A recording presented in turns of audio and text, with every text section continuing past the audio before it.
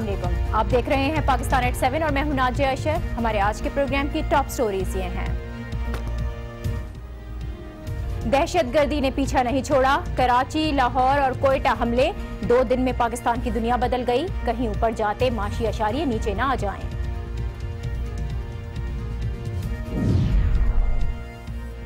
और इतलात तक रसाई का ख्वाब हकीकत बनने जा रहा है। सेनेट की कायमा कमेटी ने राइट टू नो बिल की मंजूरी दे दी। सुनने में बहुत अच्छा लगता है, लेकिन हकीकत में आइन इतना खुशाइंद होगा?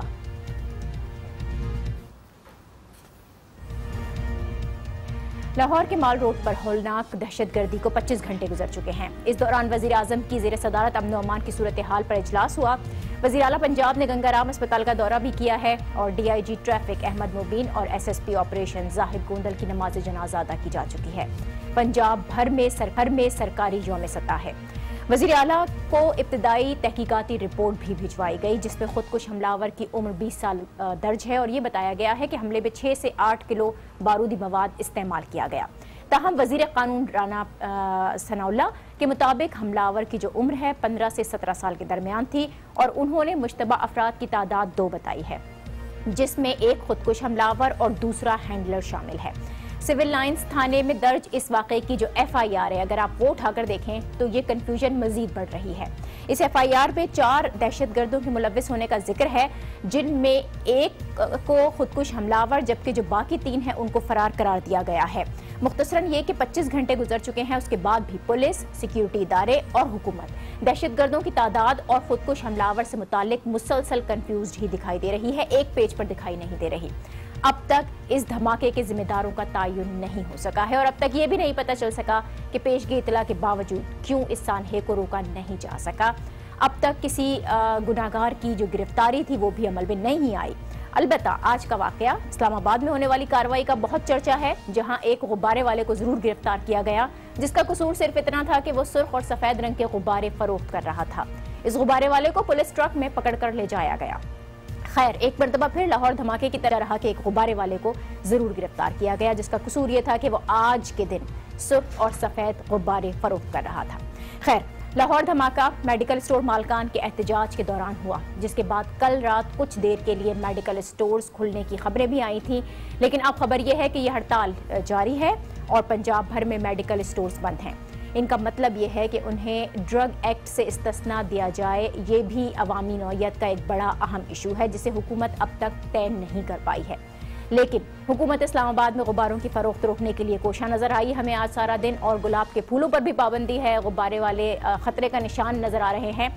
यह है हमारी संजीदगी का आलम, यह है हमारी हुकूमत और यह है हमारी इंतजामिया। कौम निज़ाम हिल गया है, पाकिस्तान का दुरुस्त होता हुआ इमेज दाव पर लगा है दोबारा। माशी खुशहाली जो कि माशी अशारिये ऊपर की जानिब जा रहे थे, अब बदहाली में बदलने का खतरा भी पैदा हुआ है।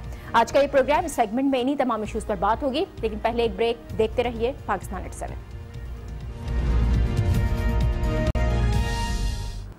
Welcome back. कराची, लाहौर और कोयटा हमलों ने 2 दिन में पाकिस्तान में बहुत कुछ बदल कर रख दिया है।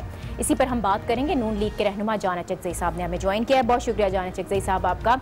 पहले कराची में हमला हुआ, फिर लाहौर में होने वाला धमाका, कोयटा में भी इसी तरह की कार्रवाई हुई। 2 दिन में पाकिस्तान में बहुत कुछ बदला है। ऊपर जाते हुए हमारे माशी अशारिये हैं, तरक्की करता हुआ पाकिस्तान, दुनिया इसको कबूल कर रही थी और अब एकदम से सब कुछ खतरे में पड़ा है। हुकूमती संजीदगी का ये आलम है। आप खुद भी इससे बाखबर होंगे कि इस्लामाबाद में जो कुछ किया जा रहा है, आज का दिन मनाने पर तो चले पाबंदी थी ही, गरीब गुब्बारे वालों को भी नहीं छोड़ रही हुकूमत।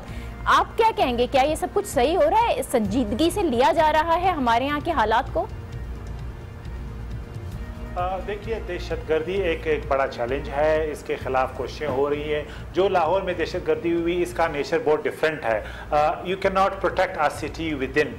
जब एक खुदकश जहाँ से वो लॉन्च होता है, वो तमाम फाटा और KVK को क्रॉस करके लाहौर पंजाब पहुँच जाता है, तो ये हमला बाउंड था कि ये होगा। अब आप सिटी को क्लोज नहीं कर सकते, आप पंजाब को डिस्कनेक्ट नहीं कर सकते KPK से। जब तक बॉर्डर मैनेजमेंट का हमारा चैलेंज है, जब तक अक्रॉस अफगानिस्तान जो है उनकी सेंचुरीज हैं, दहशतगर्दी को हम जीरो नहीं कर सकते। इस हकीकत को हमें अंडरस्टैंड करना पड़ेगा। अगर ये खुदकश मुर्दके से आए हैं, अगर ये किसी पंजाब के शहर से आए हैं, तो फिर आप पंजाब गवर्नमेंट को ब्लेम कर सकते हैं और फेडरल गवर्नमेंट को भी ब्लेम कर सकते हैं। और यही चैलेंज बलूचिस्तान में भी है। जब आपको मालूम है अभी वाकयात है, अक्रॉस द बॉर्डर आए हैं, अब वो जब लॉन्च होते हैं तो उनकी वहाँ से फंडिंग होती है, लॉजिस्टिक फैसिलिटीज होती हैं, ये सारे पाकिस्तान के ये इलाकों को क्रॉस करके आ जाते हैं। हाँ, इस पे आप तनकीद कर सकते हैं कि कहाँ तक KPK में 18वीं तरमीम के बाद टेररिज्म के हवाले से इक़दाम हुए हैं, जो काउंटर टेररिज्म डिपार्टमेंट है वो कितना मौसर है। इस पे आप तनकीद कर सकते हैं कि नेशनल एक्शन प्लान के हवाले से स्पीड की जो एक एक्सेप्टेबल टेम्पो है, क्या वो है या नहीं। आपने तमाम निकात पर बात कर ली, इस पर हम तनकीद भी नहीं करते। आपने खुद ही उनकी निशानदही भी की है, चाहे वो नेशनल एक्शन प्लान हो, चाहे वो इस बात की आगाही हो या इदराक हो कि हम खुद को उतना महफूज नहीं बना सके हैं। अब ऑपोजिशन पंजाब में नेशनल एक्शन प्लान पर अमल ना होने को लाहौर हमले का जिम्मेदार भी करार दे रही है। क्या आप ये तस्लीम करते हैं, क्योंकि आपने कहा कि तनकीद तो करेंगे, लेकिन तस्लीम भी तो करें ना कि नेशनल एक्शन प्लान पर पंजाब में उसकी रूह के मुताबिक तो अमल नहीं हुआ। देखिए, अगर इस पार्टिकुलर वाक़ये की आप बात करते हैं, ये खुदकश बेसिकली KPK और फाटा को क्रॉस करके पंजाब आते हैं। हुकूमत पे आप तनकीद कर सकते हैं कि आप बिल्कुल कंप्लीटली क्या शट डाउन करें पंजाब को KPK से आइसोलेट करके। क्या ये इम्कान है कि जब वो वहाँ से लॉन्च होते हैं, क्रॉस करते हैं, पूरे रास्ते पे उनको रोका नहीं जाता, फिर लाहौर में वो खुदकश जो है हमलावर हो जाते हैं। ये सिटी के अंदर दिफा करना नामुमकिन है, दुनिया में कहीं भी नहीं हो सकता जब तक उनकी सेंचुरीज अक्रॉस द बॉर्डर हैं। हमारे लिए चैलेंज रहेगा। अब मैं आपको सिर्फ एक मिसाल दूं, आज ट्रंप एडमिनिस्ट्रेशन मैक्सिको का जो के साथ एक वॉल बनाने जा रही है, 3 साल का ये मंसूबा है, $25 बिलियन उन्हें चाहिए। हमारा बॉर्डर मैनेजमेंट जो है वो 3000 किलोमीटर से ज्यादा है। 3 साल में हम 50 विंग बना रहे हैं FC के, 21 जुलाई को 15 होंगे। हमारे वसाइल के एतबार से हम जिस स्पीड में जा रहे हैं, जबकि थ्रेट 3 दफा ज्यादा मल्टीप्लाई हो जाता है। ये एक रियलिटी है जो हमें देखना पड़ेगा। लेकिन इसका मतलब ये नहीं है कि जहां पे हमें इंप्रूवमेंट की जरूरत है, जो 20 नुकात है उनमें से जहां पे हमें इंप्रूव करने की जरूरत है वो हम करेंगे। लेकिन हमें ये भी समझना है कि ये जनरेशनल वॉर है इंडिया के साथ। आपको मालूम है इनके पीछे फोर्स मल्टीप्लायर मेरा ख्याल है हम समझते हैं, ये जानिब ज़ई साहब इस बात का तो इदराक भी है और समझते भी हैं। ठीक है, रिसोर्सेज अपनी जगह हैं, लेकिन पॉलिटिकल विल की भी तो जरूरत है और कोऑर्डिनेशन भी तो बहुत अहम है इस मामले में। अब अगर लाहौर, मैं फिर उसी लाहौर धमाके का ही जिक्र करूंगी, जाहिर है सबसे बड़ी ट्रेजेडी तो इस वक्त हमारे सामने वही है। 25 घंटे गुजर चुके हैं, हमारे इदारे अब तक ये नहीं तय कर पा रहे हैं कि दहशतगर्दों की तादाद कितनी थी। वजीर आला को इरसाल रिपोर्ट में तादाद 2 बताई जा रही है, FIR में दहशतगर्दों का 4 का जिक्र हो रहा है। तो ये जो लैक ऑफ कोऑर्डिनेशन है, इसकी क्या वजह है? तमाम इदारे अगर एक पेज पर जमा हो जाएं और अच्छे तरीके से इन्वेस्टिगेशन करके कार्रवाइयां करें, तो ये जो लैक ऑफ कोऑर्डिनेशन है यही वजह बनता हुआ यहाँ पर नजर आता है। मैं आपको 2 फिगर्स बताना चाहता हूँ। पोस्ट धमाके के बाद हुकूमत का जो रिस्पांस है, ये आपकी एक पोस्ट धमाके की एनालिसिस है। लेकिन यही काउंटर टेररिज्म डिपार्टमेंट ने पिछले साल 12 ऐसे प्लॉट है जिनको नाकाम बनाया, 12 जिनमें बहुत से हलाकतों का खदशा भी था।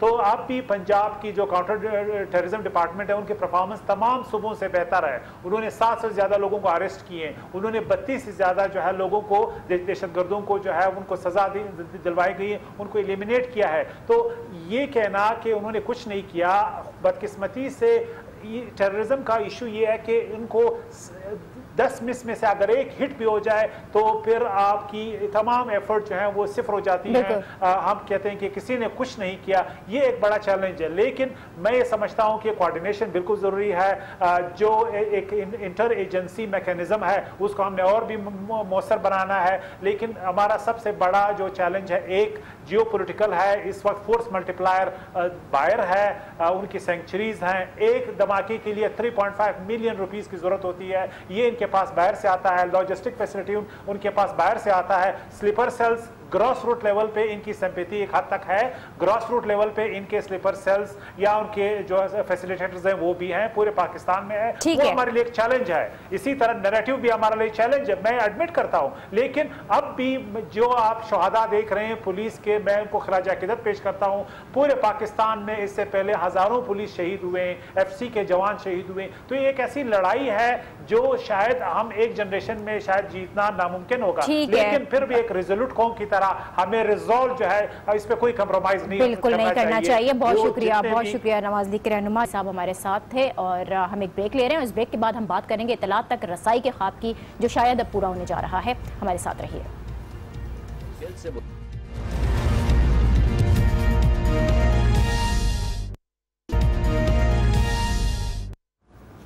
Welcome back. लापता अफराद का मामला कई साल से संगीन मसला बना हुआ था। साबिक चीफ जस्टिस इफ्तिखार मोहम्मद चौधरी को इस केस पर माजूर होना पड़ा।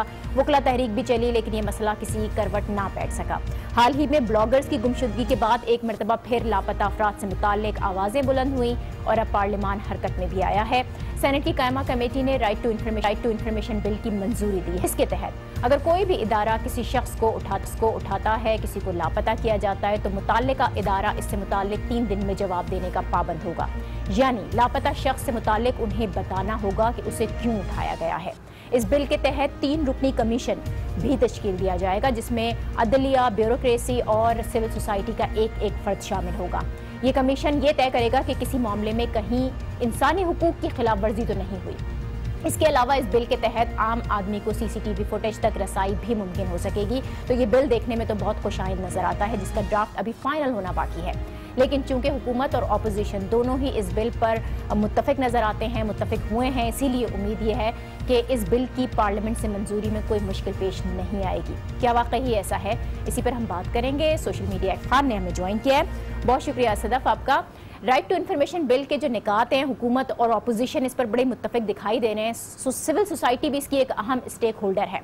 तो सोशल एक्टिविस्ट इस बिल से मुतालिक क्या सोच रहे हैं? क्योंकि जो इसका ओरिजिनल ड्राफ्ट था उस वक्त से लेके अब तक प्रोसेस के अंदर क्या इसकी शक्ल और जाहिर है इसकी शक्ल में बहुत बड़ी तब्दीली हुई है। ये क्या तब्दीली है और क्या ये खुशाइंद है? नाजिया, जो आज जो ड्राफ्ट मंजूर हुआ उस तक तो हमारी रसाई अब तक मुमकिन नहीं हो सकी, लेकिन जो खबरें आ रही हैं वो यही हैं कि कुछ इसमें अच्छी तब्दीलियां की गई हैं। पिछली बार जो ड्राफ्ट हमें पार्लियामान से जिस शक्ल में नज़र आया था निकलता हुआ, उसके अंदर काफ़ी खदशात थे। ये RTI की जो मूवमेंट है ये काफ़ी अर्से से चल रही है और एक जो ओरिजिनल बिल ड्राफ्ट हुआ था कुछ साल पहले, उसको इंटरनेशनली भी बहुत सराहा गया था, बहुत स्ट्रॉन्ग बिल था। लेकिन फिर नेशनल असम्बली में कुछ ऐसी उसमें तरामीम की गई कि जो कमीशन बनना था उसके इख्तियारात के ऊपर भी बहुत कमी की गई और इसकी जो दायरा कार था इंफॉर्मेशन का वो भी बहुत महदूद कर दिया गया, जिसके ऊपर सिविल सोसाइटी को, खासकर RTI पे एक कोलिशन है सिविल सोसाइटी मेंबरान की, उन सबको बहुत सारे खदशात थे। अब जो आज के हवाले से खबरें आई हैं वो बड़ी खुशाइंद है, लेकिन यहाँ पे हमें ये देखना है कि अभी कायमा कमेटी से मंजूर हुआ है और क्या ये इसी शक्ल में, और जो शक्ल है जो अभी तक हमें नहीं पता, अभी खबरों के बेसिस पे हम कह रहे हैं इस शक्ल में नेशनल असेंबली से भी मंजूर हो सकेगा, पार्लियामान इसे इसी बिल को एक्ट बना सकेगी। इसके अंदर मुझे अभी काफ़ी खदशात नज़र आते हैं। आई थिंक क्योंकि वो जो एक नेशनल सिक्योरिटी वाला मामला था जो हमेशा RTI से लिंक किया जाता रहा है और अब ये वाला भी तो लापता अफराद के बारे में मामला तक पहुँच रहा है, तो मुझे लगता है कि अभी इसमें मजीद तब्दीली हो सकती है। लेकिन इसमें अगर आम आदमी की नज़र से इस बिल को देखा जाए और समझा जाए तो राइट टू इन्फॉर्मेशन बिल के जो निकात हैं वो सुनने में तो बहुत अच्छे लग रहे हैं। मौजूदा निज़ाम जो हमारे यहाँ है पाकिस्तान में कि आप एक गाड़ी का टैक्स भी जमा कराने के लिए जाएं तो आपको धक्के खाना पड़ते हैं, आप शनाख्ती कार्ड भी अपने बनवाने जाएं तो आपको धक्के खाना पड़ते हैं। ऐसी में आम आदमी अगर हुकूमती मामला तक रसाई चाहे तो क्या वो मुमकिन हो सकती है? ये कैसे मुमकिन है? सुनने में तो ये कोई ख्वाब ही लगता है नाजिया, लेकिन हमने दो अच्छी मिसालें भी देखी हैं क्योंकि ये अब फेडरल लेवल पे बिल आ रहा है, लेकिन खैबर पख्तूनख्वा में और पंजाब में दो बहुत अच्छे और स्ट्रॉन्ग RTI बिल्स पहले मंजूर हुए और अब उन पर इम्प्लीमेंटेशन पिछले 2-3 साल से हम देख रहे हैं। उसके अंदर ऑब्वियसली बहुत सारी मुश्किलात हैं, लेकिन ऐसा भी नहीं है कि ये बिल्स बिल्कुल ही इनके अंदर टूथ नहीं है, उनकी इम्प्लीमेंटेशन कहीं ना कहीं आगे बढ़ गई। लेकिन सारा फेडरल लेवल पे क्योंकि सिक्योरिटी के मामलात भी आ जाते हैं और एक बहुत बड़ी हमें रेजिस्टेंस नज़र आ रही है, इसलिए मंजूर होने के बाद भी यू आर वेरी राइट कि बहुत एक लंबा अरसा चलेगा जब ऑफिशियल सीक्रेट्स एक्ट भी मौजूद है और दीगर ऐसे क़वानीन मौजूद हैं जो एक तजाद की सी शक्ल पैदा कर देते हैं। हमारी ब्यूरोक्रेसी, हमारे अफसरान जिस माहौल में उनकी तरबियत हुई है वो सीक्रेसी का माहौल है। तो ये एक बहुत बड़ा बिहेवियरल चेंज की हमें ज़रूरत होगी कि एक बिल आएगा, फिर उसके बाद ये सारे एटीट्यूड्स लोगों को समझने होंगे और फिर उनको लेके आगे बढ़ना होगा, तभी इस बिल के ऊपर प्रॉपर इसकी स्पिरिट के मुताबिक कोई इम्प्लीमेंटेशन मुमकिन हो सकेगी। ठीक है, बहुत शुक्रिया Sadaf Khan, social media activist हमारे साथ थी, मालूमात तक रसाई का ये बालिग इज़हार ख्याल कर रही थी, बता रही थी कि ये किस तरह से मुमकिन हो भी सकता है और उसमें मज़ीद तब्दीलियाँ भी हो सकती हैं। मालूमात तक रसाई हर शख्स का एक बुनियादी हक है, जिसके लिए ज़रूरी है कि ये बिल सिर्फ कागज़ों तक महदूद ना रहे बल्कि इस पर जो हकीकी तौर पर अमल है वो होता हुआ दिखाई देना चाहिए। इसी के साथ आज के प्रोग्राम से दीजिए मुझे इजाज़त, कल फिर मुलाकात होती है। अल्लाह हाफ़िज़।